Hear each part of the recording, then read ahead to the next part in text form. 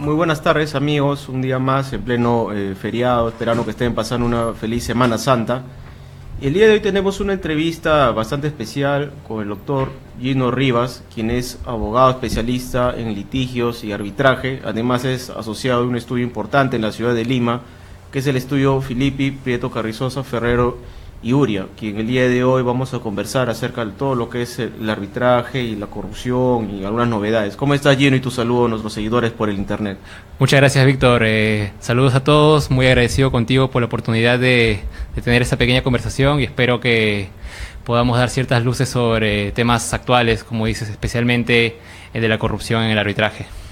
Sí, en verdad, Gino, como yo en otras oportunidades también yo he podido mencionar, tanto aquí como en otros medios en los que he podido conversar, siempre el tema, digamos, a raíz que terminó con el tema de la vacancia de Pedro Pablo Kuczynski, tiene mucho que ver con el tema de la contratación pública, porque hay que recordar que todo este problema de Lavajato, Odebrecht, el Club de los 30...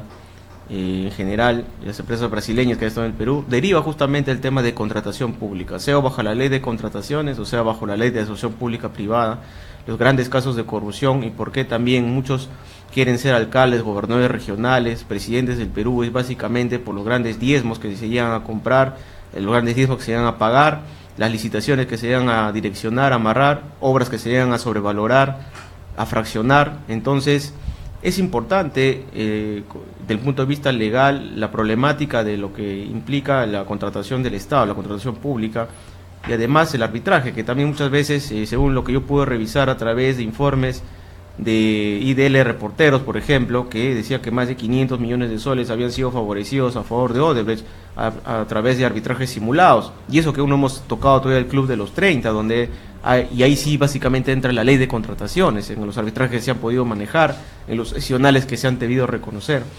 Gino, para ti, ¿cuál es la implicancia de la corrupción y cuál es tu reflexión o tu opinión acerca de lo que ha venido ocurriendo en estos últimos años, que incluso no solamente desde el punto de vista legal ha incidido también el tema de la política, ¿no? Sí, gracias. Creo que el punto de partida está en un hecho fáctico base, que es la brecha tremenda que tenemos en infraestructura como país. Esta brecha ha generado una necesidad que va acompañada de que el Estado peruano sí tiene recursos públicos, que el Tesoro está listo como para asumir proyectos grandes, va de la mano con esta brecha, genera esta demanda de construcción, de desarrollo de proyectos. Pero es tan grande la demanda y son tan interesantes los casos que naturalmente por las cuantías involucradas, muchas de estas empresas extranjeras y quizá también algunas nacionales han decidido seguir otro camino, no el camino legal y correcto para obtener proyectos, sino el camino bajo la mesa, el camino que involucra no respetar el esquema de derecho, sino valerse de otros métodos, corruptela, para adquirir proyectos. Este es el problema que tenemos. El problema en el fondo, reiterando la idea, surge pues de esta brecha de infraestructura que tenemos nosotros como país. Pero eso no es justificación para que estas prácticas se den. Ahora, ¿qué está pasando? Según como tú comentas, el problema empieza desde la raíz. La corrupción se extiende desde el primer momento y podríamos hablar de 3 fases de corrupción ya entrando al tema concreto. La primera es la fase de la corrupción en la celebración del contrato, en el proyecto de licitación, fase 1. Es decir, cuando una empresa X adquiere o gana la buena pro empleando métodos incorrectos e ilícitos. La segunda fase está dentro de la ejecución del contrato, porque no les basta con utilizar prácticas indebidas para obtener el contrato, sino que una vez dentro de la ejecución también se producen nuevos actos de corrupción y eso se muestra en estas obras infladas, con adendas sumamente desequilibradas, con mayores gastos generales que a veces no tienen sentido y mayores partidas, etc. Esa es la segunda fase donde también se manifiesta la corrupción. Y la tercera, y es la que quizás es más preocupante, por lo menos para mí que lo veo desde el litigio, está ya en la solución de los conflictos, una vez derivados del proyecto de construcción, consultoría, etc. Es decir, la corrupción en el mismo sistema de solución de conflictos. La corrupción dentro del arbitraje. Entonces tenemos tres fases donde la corrupción nos ataca en relación en cuanto a la contratación pública, y cada una de ellas requiere un tratamiento específico y correcto para poder rectificar la situación. Hasta ahí es el mapeo con el que podríamos empezar a discutir este tema, Víctor. Sí, bien, de la manera de rasgos generales es importante, como dices tú, bueno, de la gran brecha, el déficit de infraestructura que tiene el Perú como país tercermundista, no se compara ni a Brasil. Pues yo recuerdo algunos comentarios de algunos amigos que fueron a Brasil y decían, si Brasil es un país de tercer mundo, una ciudad de segundo orden allá es 2 veces de lo que es Arequipa, por decirlo así, ¿no? Entonces, el déficit de infraestructura y a nivel de pobreza en general, a nivel de empresas, a nivel de empleo, en verdad Perú está en pañales. Se dice de que los países que recién están iniciándose en cuanto a desarrollo, lo mínimo que pueden tener es un supermercado, una ciudad, entonces más o menos estamos avanzando por ahí en algo. Pero Gino, ¿cuáles son tus reflexiones también acerca de que, digamos, o los valores, los problemas que se plantean básicamente en el arbitraje en cuanto a corrupción? Se hablaba de que la mayoría de casos de corrupción a nivel del arbitraje sean a través de arbitrajes amañados ad hoc.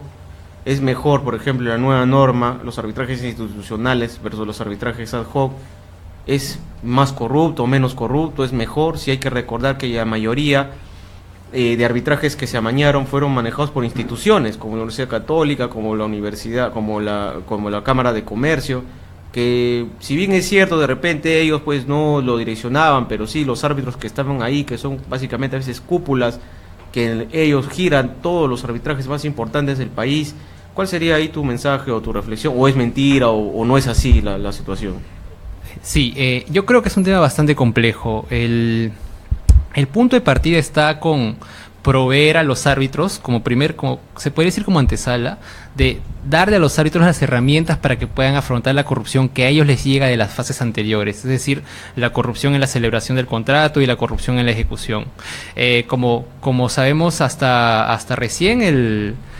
antes de la llegada del decreto legislativo 1341, no era viable para un árbitro declarar la nulidad por corrupción en un contrato. Pero eso ya se puede hacer.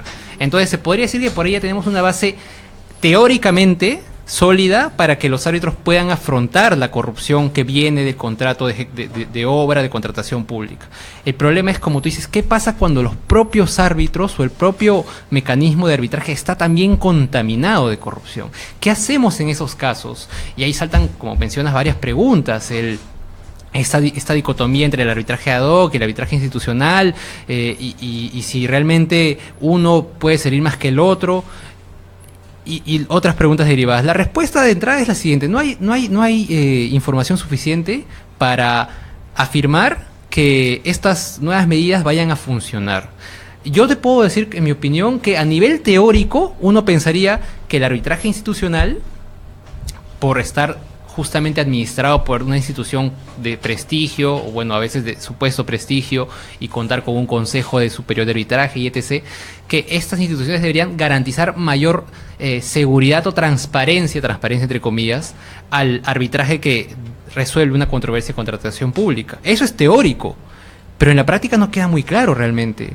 No queda muy claro si el hecho de que exista una institución en verdad puede contribuir de tal forma a evitar que exista o se dé un supuesto de corruptela dentro del arbitraje. Y es que en el fondo, Víctor, creo que el problema pasa por nuestra propia comunidad arbitral. Más allá de la institución o del sistema ad hoc que apliquemos, el punto focal recae al final en los operadores, en las personas que están encargadas del sistema. Es decir, ninguna institución por sí sola puede funcionar bien si es que no va siendo utilizada, empleada por personas que tengan pues ciertas bases no solo profesionales, sino también éticas.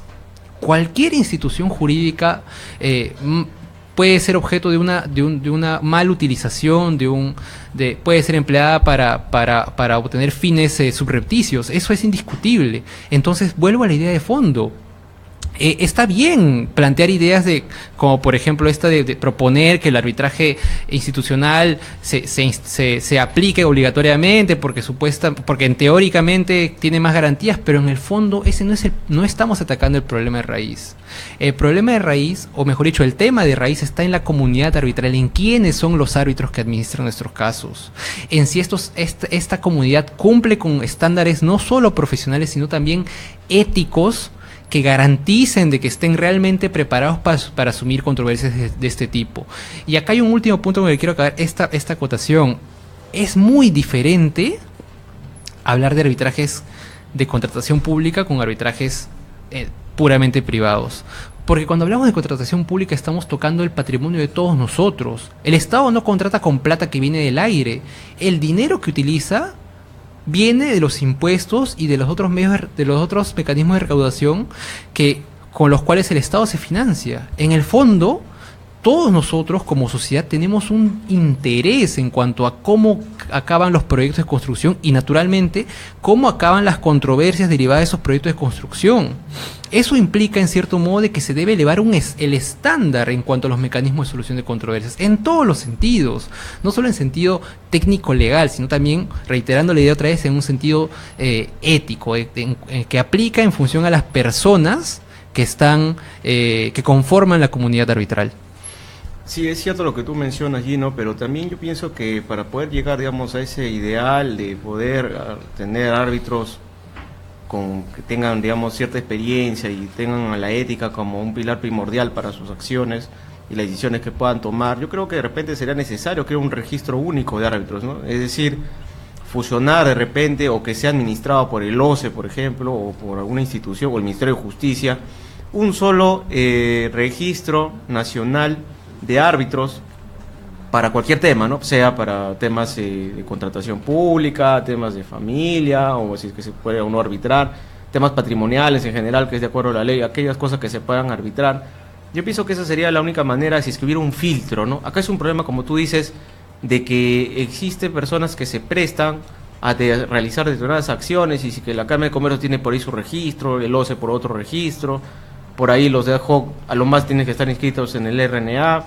Tenemos el tema de la Cámara de Comercio de Lima, que también tiene su propio registro, y así cada quien tiene su registro, la Cámara de Comercio de Huancayo, la Cámara de Comercio de La Libertad, la Cámara de Comercio de Arequipa. Entonces, no tenemos un filtro, ¿no? Que es un tema de filtro, si es que existe el Consejo Nacional de la Magistratura, por ejemplo, porque hay que recordar que existe jurisdicción arbitral y judicial, y ellos son quienes se encargan de poder administrar, digamos, o nombrar quiénes son los jueces.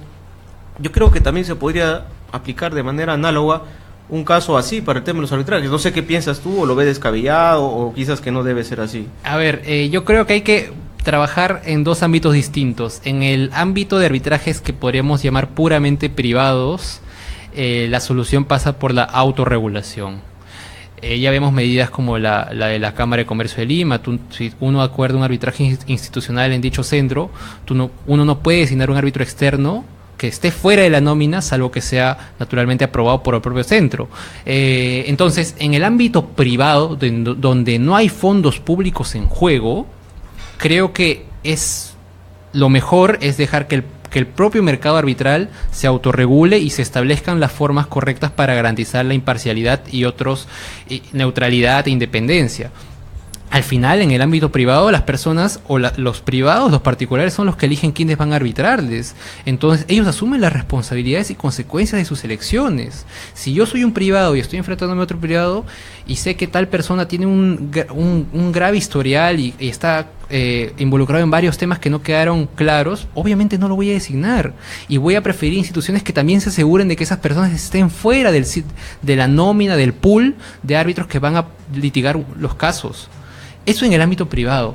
En el ámbito público tu idea sí me parece más sensible, es decir, más sensata. Todavía no puedo decirte si necesariamente tiene que haber una lista, pero es evidente de que tienen que tomarse medidas concretas para establecer una suerte de nómina general, no sé si necesariamente vinculante, o sea que esté limitada solo a esas personas, pero una suerte de nómina general sobre la cual contemos, o el Estado cuando litiga en arbitrajes de contratación pública, cuente con una base sólida de personas que sea por el filtro, por el tiempo, etc., se sepa que son personas que cumplen con los dos estándares, el estándar profesional y el estándar ético. Entonces sí, es una idea que hay que evaluar realmente. El Sistema Nacional de Arbitraje ya tiene pues un registro de árbitros y creo que al final se va a llegar a una propuesta como esa, tarde o temprano, probablemente, ante tantos problemas que están generándose ahorita. La idea que tú planteas probablemente se termine materializando. Esa es mi opinión. Hay que dividir los dos ámbitos: privado por un lado y sus soluciones, y el ámbito contratación pública y público, donde está el Estado litigando con sus propias soluciones. Es cierto lo que mencionas, Gino. Hay un comentario especial que de repente quisiera que lo abordes, que es acerca de tú hace un momento me mencionaste de que es posible resolver un contrato a raíz de un tema de corrupción, cosa que no se podía hacer, digamos, en teoría, al menos no estaba una cláusula establecida, la denominada cláusula anticorrupción, que está dentro, digamos, en el marco de los nuevos principios de probidad, de eficiencia, economía, de anticorrupción, que se han implementado en la ley de contrataciones, como también en la ley, en el texto único ordenado de la ley de procedimiento administrativo general. ¿Cómo se aplica esto de la cláusula anticorrupción? En verdad, Gino, a mí me da vueltas la cabeza. Es decir, si es que la empresa declara, o sea, se confiesa, aplica la cooperación sincera o la determinación anticipada del proceso, la colaboración eficaz, podríamos decir de que el Estado tiene la certeza de que hubo corrupción y por ende aplica la cláusula anticorrupción. Pero ¿qué pasa en los casos donde la empresa, por ejemplo, hemos tenido el caso del Club de los 30, donde todos niegan haber realizado actos de corrupción?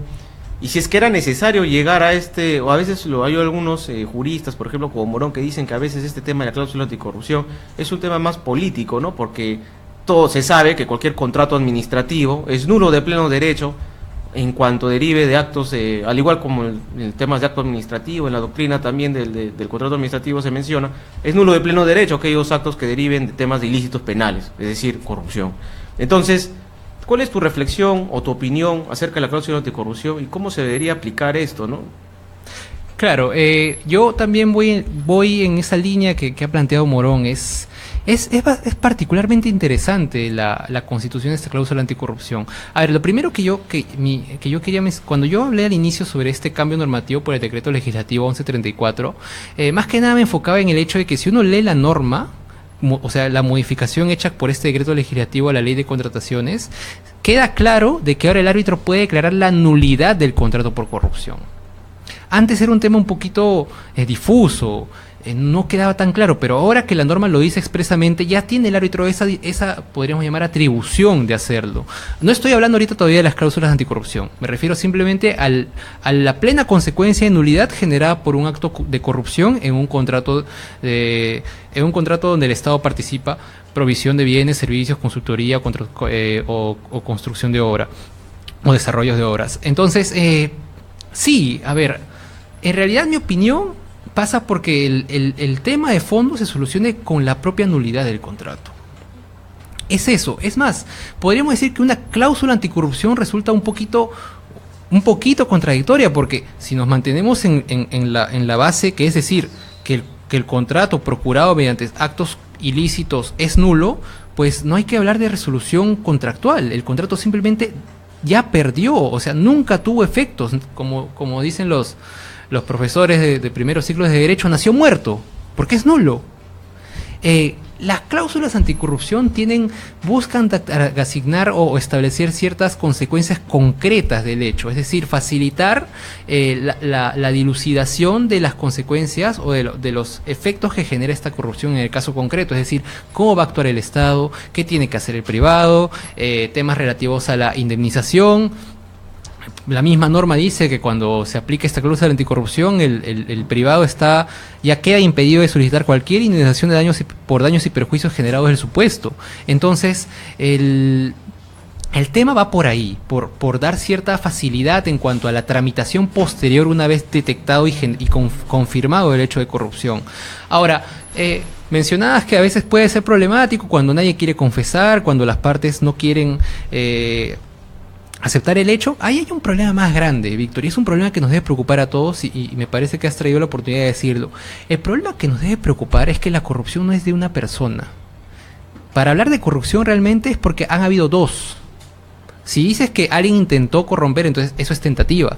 Pero si el contrato está contaminado de corrupción, eso implica que por los dos lados, ambas partes están contaminadas por el hecho. Sea porque una pidió y la otra dio, o porque una ofreció y la otra recibió. Están contaminadas las dos partes.